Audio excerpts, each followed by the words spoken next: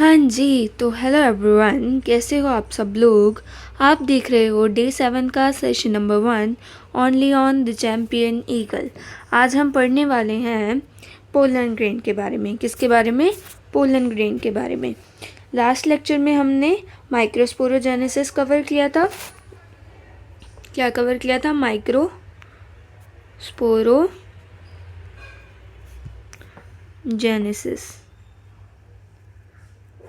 And then हमने pollen grain का structure भी स्टडी कर लिया था।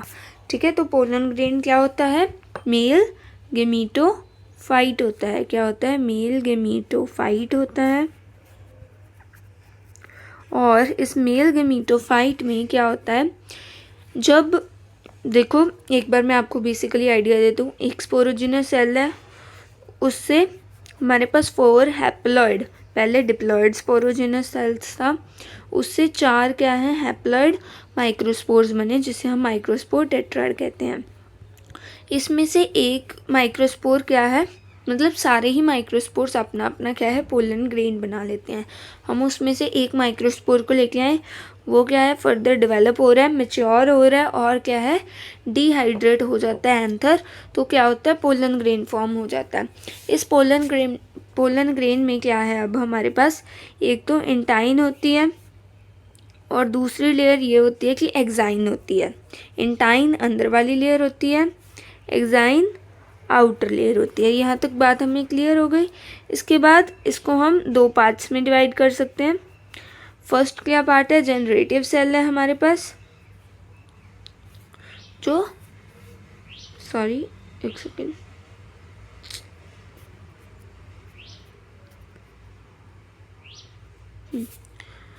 तो क्या है हमारे पास? जनरेटिव सेल है और दूसरा क्या है हमारे पास? वेजिटेटिव सेल है। यहाँ तक बात आपको क्लियर होगी। जनरेटिव सेल क्या करेगा? जनरेट करेगा। वेजिटेटिव सेल क्या करेगा? जैसे वेजिटेबल्स हमें फीड करती हैं, न्यूट्रिशन प्रोवाइड करती हैं, हमें ग्रोथ में हेल्प करती हैं, उसी तरीके से वेजिटेटिव सेल क्या है? जनरेटिव सेल को न्यूट्रिएंट्स प्रोवाइड करेगा। और वेजिटेटिव सेल क्या होता है? बड़ा होता है और उसमें फूड रिजर्व होता है, इसलिए उसमें वेक्यूल्स भी प्रेजेंट हो सकते हैं। ठीक है, यहाँ तक बात हमें क्या हो गई है? क्लियर हो गई है। इसके बाद जनरेटिव सेल जो है वो आगे क्या फॉर्म करता है? अगर ऐसे जनरेटिव सेल है, इसे हम स्पिंडल शेप्ड कहते हैं। और ये जनरेटिव सेल क्या है? वेजिटेटिव सेल के साइटोप्लाज्म में फ्लोट कर रहा होता है और ये उसके बाद क्या होता है? डिवाइड हो जाता है। कुछ सेल्स में तो पोलन ग्रेन 2 सेल्ड स्टेज में शेड होती है, मैक्सिमम में, मतलब 60% ऑफ एंजियोस्पर्म्स में 2 सेल्ड स्टेज, मतलब एक वेजिटेटिव सेल होगा और एक जनरेटिव सेल होगा और पोलन ग्रेन एंथर से शेड हो जाएगी। लेकिन 40% एंजियोस्पर्म्स में क्या होता है? 3 सेल्ड स्टेज होती है, जिसमें से जनरेटिव सेल आगे 2 मेल गमीट्स बनने के बाद ही शेड होता है। ठीक है, और वेजिटेटिव सेल एक ही रहेगा। ठीक है, जो 2 सेल्ड स्टेज में होते हैं शेड, उनमें भी बाद में 2 मेल गमीट्स फॉर्म होते हैं, लेकिन वो पोलन के शेड होने से पहले तक नहीं हुए होते, उससे पहले तक वहाँ पे 2 सेल्स ही प्रेजेंट होते हैं। तो यहाँ तक बात हमें क्या हो गई है? क्लियर हो गई है। और आज हमने स्टार्ट करना था पोलन ग्रेन्स की जो स्पीशीज़ हैं वो हमें क्या क्या कॉज कर सकती हैं। हमें डिजीज़ेस भी कॉज कर सकती हैं, उनमें बहुत सारे न्यूट्रिएंट्स भी होते हैं। ठीक है, और पोलन की वायबिलिटी के बारे में आज हमने पढ़ना है। ठीक है, यहाँ तक हमें बात क्या हो गई? क्लियर हो गई। ठीक है, तो पोलन ग्रेन्स की जो डिजीज़ेज़ हैं उनमें क्या आएगा? एलर्जीज कॉज करते हैं। ठीक है, जैसे बहुत से लोग अगर कुछ फ्लावर्स, पर्टिकुलर फ्लावर्स के अगर नज़दीक आ जाए, उनके क्या है ना, उनके कांटेक्ट में आ जाए, है ना, तो क्या होगा? एलर्जीज हो जाती हैं उन्हें। कुछ लोगों को कफ की प्रॉब्लम हो जाती है और मोस्टली लोग क्या है? स्नीज़ करने लग जाते हैं। हम उसे हे फीवर भी कहते हैं। जब हमें क्या है? पोलन से या प्लांट से क्या है? हमें एलर्जी हो, हमें क्या हो जाए? स्नीजिंग स्टार्ट हो जाए, तो हम उसे हे फीवर भी कह सकते हैं। एक टाइप होता है हमारी एलर्जी का। और क्या हो सकती हैं, एंड ब्रोंकियल एफ्लिक्शंस। क्या है, ब्रोंकियल एफ्लिक्शंस। तो ब्रोंकाई क्या होते हैं, हमारे लंग्स का ही पार्ट होते हैं, जैसे एल्वेलाई होते हैं, ब्रोंकाई भी हमारे लंग्स का पार्ट होते हैं, ब्रोंकियोल्स भी हमारे लंग का पार्ट होते हैं। और ये आपने याद रखना है, ब्रोंकियल एफ्लिक्शंस, ठीक है। और एलर्जीज, ये हमें क्या कॉज कर सकते हैं, पोलन्स, ठीक है। यहाँ तक बात हमें क्लियर हो गई है। और इनके क्रॉनिक का मतलब क्या होता है, पहले समझो।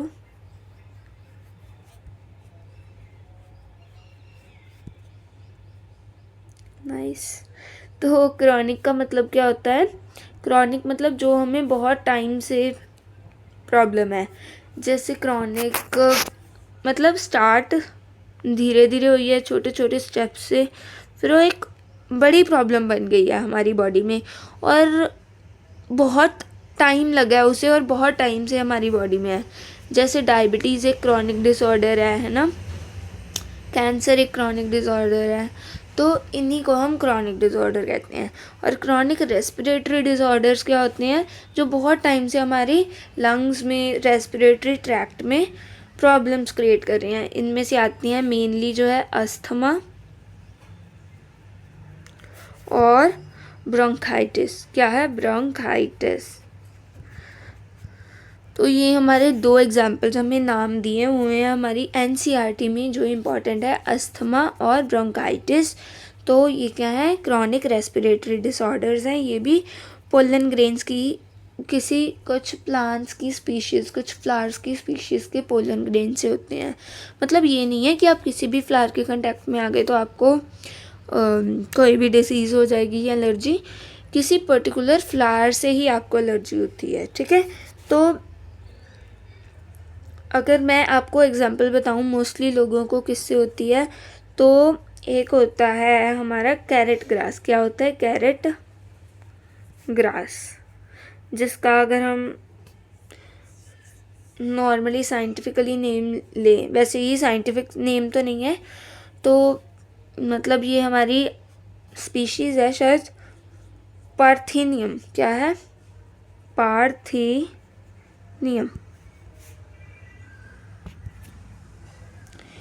जिसे हम क्या कहते हैं, कैरेट ग्रास कहते हैं। ये हमारी जो वीट आई थी ना इम्पोर्ट होके, कहाँ से आई थी, फॉरेन लैंड से, हमारे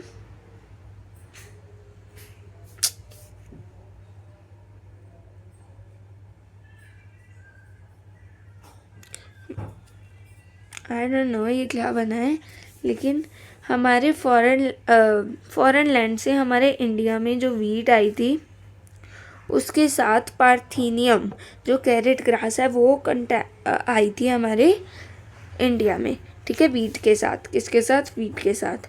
तो ये क्या है, पोलन एलर्जी कॉज करती है। क्या करती है, पोलन एलर्जी कॉज करती है। यहाँ तक आपको बात क्या हो गई है, क्लियर हो गई है, ठीक है। एक बार हम देखें क्या पढ़ा अभी तक हमने।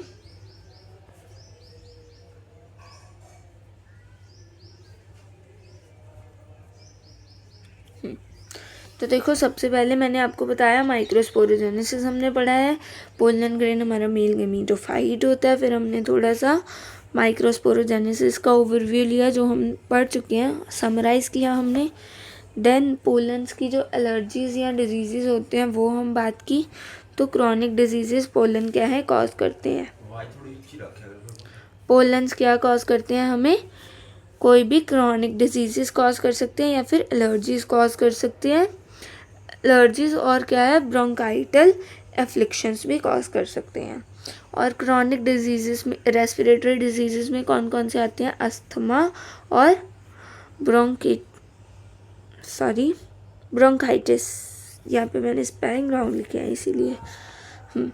तो इसके साथ हम एक बात कर रहे थे एग्जाम्पल की, जिसके जो पोलन्स हैं वो एलर्जीज कॉज करते हैं, वो है कैरेट ग्रास। क्या है, कैरेट ग्रास, ठीक है। वो वीट के साथ, वीट हमारे इंडिया में जब आई फॉरेन लैंड से, उसके साथ कैरेट ग्रास आ गई कंटेमिनेंट की, ये एनसीईआरटी में वर्ड है।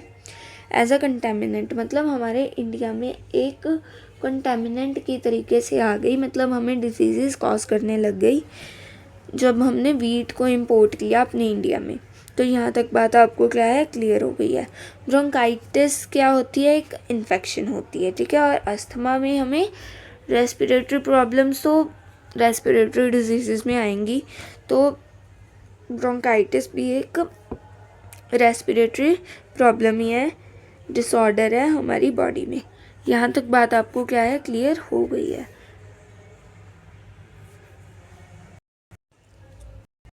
हाँ जी, तो हम बात क्या कर रहे थे, एक मैं आपको बता दूँ, जो हमने पार्थेनियम पढ़ा है, एक सेकेंड, पार्थेनियम की हम बात कर रहे थे, जो क्या है, कैरेट ग्रास की जीनस है। क्या है, जीनस है किसका, कैरेट ग्रास का। आपको इसकी स्पीशीज़ याद करने की ज़रूरत नहीं है, बिकॉज हमें एनसीईआरटी में गिवन ही नहीं है। तो ये कैरेट ग्रास का जीनस है, और इसे वीट के साथ इंडिया में लेके आए थे जब वीट को हमने इंपोर्ट किया था फॉरेन लैंड से। यहाँ तक बात हमें क्या हो गई है, क्लियर हो गई है, ठीक है। अब एक और बात कि मैंने आपको बताया आज हमने 3 टॉपिक्स करने हैं पोलन्स के बारे में। एक हमारा हो गया एलर्जीज़ और डिजीज़ेस। सेकेंडली हमने बात करनी है इसमें कि पोलन ग्रेन्स हमें पता है न्यूट्रिएंट्स में रिच होते हैं, तो इसे हम कैसे यूज़ करते हैं, फूड सप्लीमेंट्स, क्या, फूड सप्लीमेंट्स के तौर पे यूज़ करते हैं हम उसे। और हम फूड सप्लीमेंट्स के पोजीशन पे इन्हें क्यों रखते हैं और इन्हें फूड सप्लीमेंट्स की तरह क्यों यूज़ करते हैं, देखो अब फूड सप्लीमेंट्स क्या होते हैं, हमें न्यूट्रिशन प्रोवाइड करते हैं। तो ये क्या है, जो हमारा वेजिटेटिव सेल है, मैंने आपको बताया वो जनरेटिव सेल को क्या है, न्यूट्रिएंट्स प्रोवाइड करता है। मेनली जो हमारा जनरेटिव सेल है उसमें क्या होता है, वेजिटेटिव सेल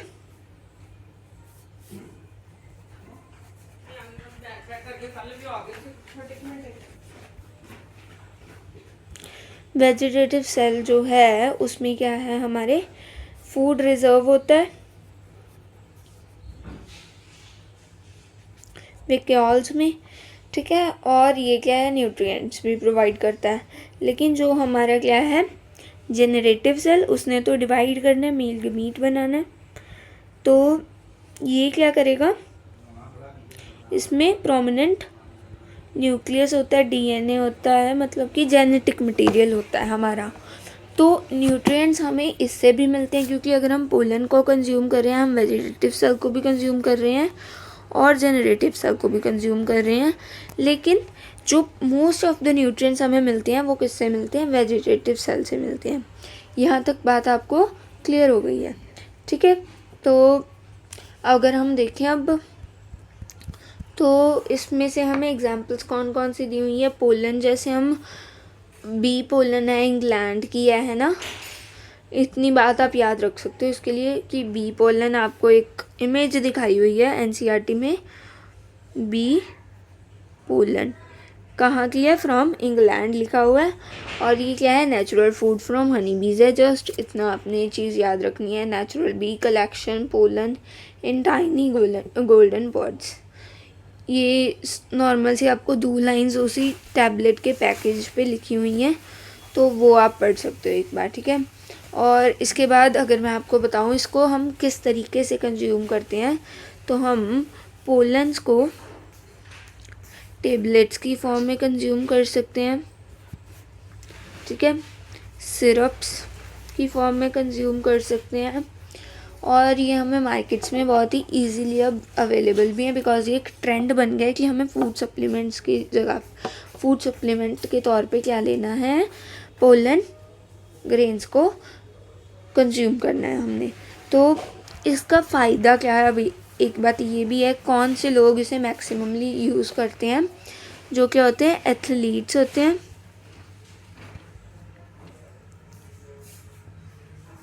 एक सेकेंड, क्या होते हैं, एथलीट्स होते हैं और जो रेस हॉर्सेस होते हैं। क्या होते हैं? Race horses. क्योंकि ये हमें क्या है, एक ऐसा न्यूट्रिशन प्रोवाइड करते हैं कि हम एनर्जी आ जाती है बॉडी में, है ना। रेस हॉर्सेस को भी हम देते हैं और एथलीट्स भी जनरली क्या है, यूज़ करते हैं, इसे कंज्यूम करते हैं। यहाँ तक बात हमें क्लियर हो गई। देन हमारा आज का लास्ट टॉपिक क्या आता है? Pollen viability. तो ये देखो, ये हमारा कुछ क्या है,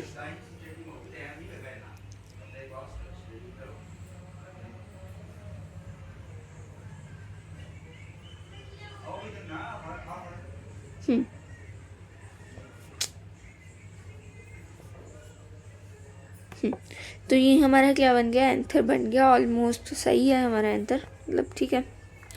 तो ये हमारा क्या है साथ में,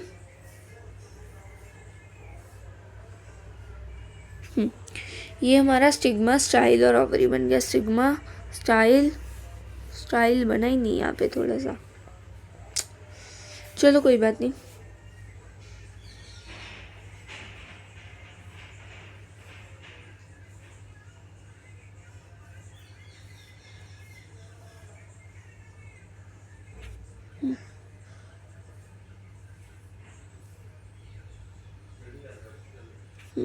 ऑलमोस्ट यहाँ पे हमारा क्या है, सही बन गया। मतलब सही बन गया हमारा, ठीक है। तो यहाँ से क्या है, पोलन जाएगा हमारे स्टिग्मा पे, लैंड करेगा। स्टिग्मा पे लैंड अगर ना करे, बाई चांस एयर में ही रह जाए, बहुत से पोलन्स होंगे जो एयर में ही रह जाएंगे, या हनी भी है, ठीक है, उसने कलेक्ट तो कर लिया, वो उसके बाद किसी फ्लावर पे नहीं गई, या गई भी तो किसी गलत फ्लावर पे चली गई। जैसे ये हिबिस्कस का है और वो रोज़ के फ्लावर पे चली गई, तो रोज़ के फ्लावर का स्टिग्मा क्या जर्मिनेट कर पाएगा उस पोलन को, और आगे हमारी जो ओवरी तक मेल गमीट पहुंच पाएगा? नहीं, ठीक है। तो यही हमने वायबिलिटी में पढ़ना होता है। वायबिलिटी क्या होती है? पहले एक मैक्सिमम टाइम होता है ना, जब पोलन शेड हो जाता है तो उसका एक वायबिलिटी का टाइम होता है, वायबिलिटी का पीरियड होता है। इस पीरियड में क्या है, अगर इस पीरियड में तो वो अपनी सेम स्पीशीज़ के फ्लावर के स्टिग्मा पे लैंड कर जाए तो जर्मिनेशन हो जाएगी, ठीक है, फ्यूजन हो जाएगी, आगे पोलन ट्यूब भी जर्मिनेट हो जाएगी, ठीक है। लेकिन अगर किसी गलत फ्लावर पे चला गया, या फिर वो पहुंचा ही नहीं वहाँ पे जहाँ पे क्या है फ्लावर हमारा है, किसी और फ्लावर पे पहुंच गया, या जैसे हनी भी वापस अपने कहाँ पे चली गई, हाइव में चली गई, तो क्या होगा, हमारा जो है उसकी वायबिलिटी ख़त्म हो जाएगी पोलन की। मतलब उसके पास एक टाइम होता है कि पोलन इतने टाइम में अगर जर्मिनेट हो गया, अपने स्टिग्मा पे लैंड कर गया, तो पोलन ट्यूब जर्मिनेट हो जाएगी। अगर नहीं पहुंचा तो पोलन ट्यूब जर्मिनेट नहीं होगी। तो पोलन वायबिलिटी की आप डेफिनेशन नोट करो। एक्टिव टाइम होता है, क्या होता है? एक्टिव टाइम होता है जिसमें क्या है, पोलन लैंड करेगा और फर्टिलाइजेशन हो जाएगी, ठीक है। Active time, during this time the pollen can land on the stigma and fertilization can occur and pollen tube germinates. अगर वायबिलिटी का पीरियड ख़त्म हो गया तो पोलन ट्यूब क्या है,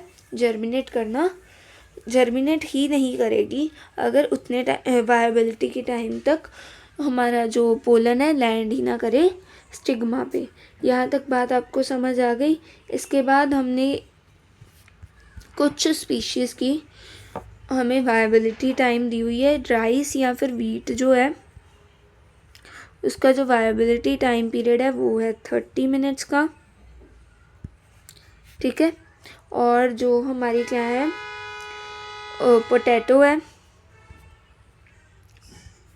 बीन है, पी है, या फिर रोज़ है, इनमें क्या होता है, इनकी आप याद रखो। साथ में हमें बुक में ना इनका नाम नहीं दिया हुआ, हमें इनकी क्या दी हुई है, फैमिली बताई हुई है। कौन सी फैमिली है? रोज़ेसे फैमिली, लेग्यूमिनोसे एंड सोलेनेसी। रोज़ेसे रोज़ की फैमिली है, लेग्यूमिनोसे बीन और पी की फैमिली है, और सोलेनेसी पोटैटो ब्रिंजल इनकी फैमिली है, ठीक है। पोटैटो ब्रिंजल में आते हैं सोलानेसी में आते हैं पोटैटो और ब्रिंजल्स। तो इनमें क्या होता है, जो वायबिलिटी का टाइम होता है वो मंथ्स तक जाता है। ठीक है, राइस और वीट में तो क्या है, राइस और वीट की फैमिली कौन सी होती है, पोएसी। ठीक है, और राइस और वीट में तो 30 मिनट्स का वायबिलिटी टाइम है। अगर पोलन एक बार एंथर डिहिसाइज हो गया, पोलन रिलीज हो गया, तो अगर स्टिग्मा पे 30 मिनट्स के अंदर अंदर लैंड ना करे तो क्या है, वायबिलिटी का टाइम ख़त्म हो जाता है और हमारा क्या है, वो फॉर्म ही नहीं होता, फर्टिलाइजेशन ही नहीं होती, पोलन ट्यूब जर्मिनेट ही नहीं होती। यहाँ तक बात आपको समझ आ गई। ठीक है, और इसके बाद हमने बात करनी है कि डिपेंड किस पे करता है हमारा जो पोलन का वायबिलिटी का टाइम पीरियड है, एक्टिव टाइम जो है। तो पोलन का जो वायबिलिटी का टाइम है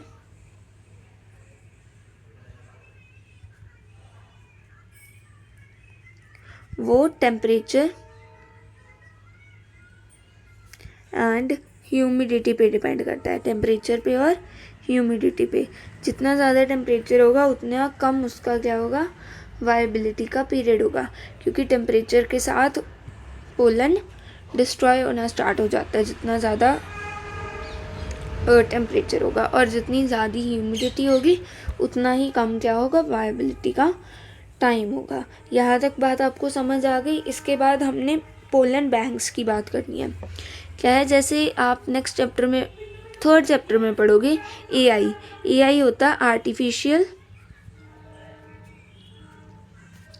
इंसेमिनेशन। क्या होता है, आर्टिफिशियल इंसेमिनेशन। तो इसमें क्या है, हम सीमेन को स्टोर करके रखते हैं, मेल्स में होता है ना जो लिक्विड जिसमें हमारे स्पर्म्स फ्लोट कर रहे होते हैं, तो स्टोर करते हैं किस पे, लिक्विड टेम्परेचर में, हाई टेम्परेचर के, लिक्विड नाइट्रोजन में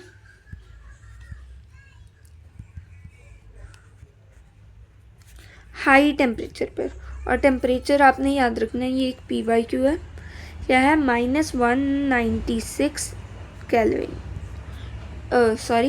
डिग्री सेल्सियस, -196 डिग्री सेल्सियस पे हम क्या करते हैं, पोलन ग्रेन्स को लिक्विड नाइट्रोजन में स्टोर करते हैं। और जो सीमेन को स्टोर करते हैं, लिक्विड नाइट्रोजन में हम पोलन्स को स्टोर करते हैं, और जो सीमेन को स्टोर करते हैं वो भी हम जनरली लो टेम्परेचर पे ही स्टोर करते हैं। इसके बाद हमारा आता है पोलन बैंक्स।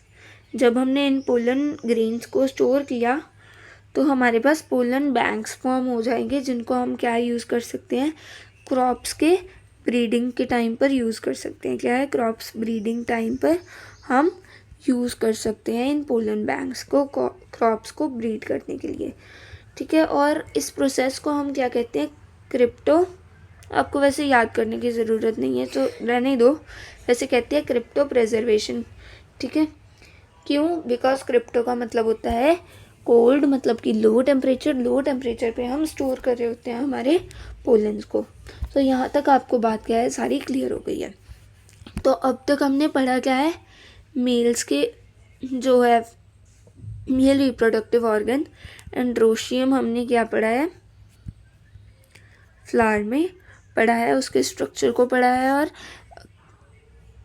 जो हमारा क्या है पोलन फॉर्म होता है, किससे फॉर्म होता है, माइक्रोस्पोर से, और माइक्रोस्पोर फर्दर स्पोरोजिनस सेल से फॉर्म होता है, एंथर होता है, उसके में फिलामेंट होता है, फिलामेंट प्रॉक्सिमल एंड पे थैलेमस पे ज्वाइन हो सकते हैं या फिर पेटल पे कंबाइन हो सकता है ना।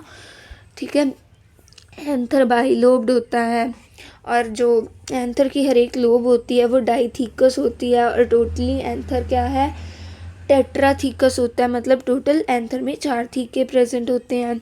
इसके बाद हमने एंथर का जो शेप पढ़ी थी वो क्या थी, 4 साइडेड शेप होती है। ठीक है, तो माइक्रोस्पोरोजेनेसिस हमने आज डिस्कस किया, पोलन ग्रेन के बारे में पढ़ा, एक्साइन होती है, इंटाइन होती है, जर्म पोर होता है, जर्म पोर में से क्या आती है, हमारी पोलन ट्यूब जर्मिनेट होती है, ओरिजिनेट होती है ना। तो देन हमने और क्या पढ़ा था, जो हमारी जर्म पोर है उस पे क्या है, स्पोरोपोलिनेन नहीं प्रेजेंट होता, लेकिन इंटाइन कॉन्टिन्यूस होती है। जिस पॉइंट पे जर्म पोर है,